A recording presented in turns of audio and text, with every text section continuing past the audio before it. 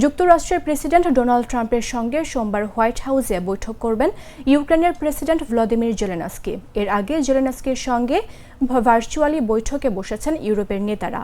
এই বৈঠকে আরও যোগ দেন যুক্তরাজ্যের প্রধানমন্ত্রী কিয়ার স্টারমার। ডাউনিং স্ট্রিট জানিয়েছে, প্রধানমন্ত্রী এবং অন্যান্য ইউরোপীয় নেতারা পুনরায় আলোচনার পরবর্তী এই ধাপকে সমর্থন করতে প্রস্তুত এবং ইউক্রেনের প্রতি তার সমর্থন পুনর্ব্যক্ত করবেন। ইউক্রেন যুদ্ধ নিয়ে আলোচনা করতে রোববার ফ্রান্স, জার্মানি এবং যুক্তরাজ্য এবং ইউক্রেনের প্রেসিডেন্ট জেলেনস্কি এবং অন্যান্য মিত্রদের সঙ্গে এই ভার্চুয়ালি বৈঠক করছে। এরই মধ্যে ভার্চুয়াল এই বৈঠক শুরু হয়েছে। এতে ন্যাটোর নেতারাও অংশ নিয়েছেন।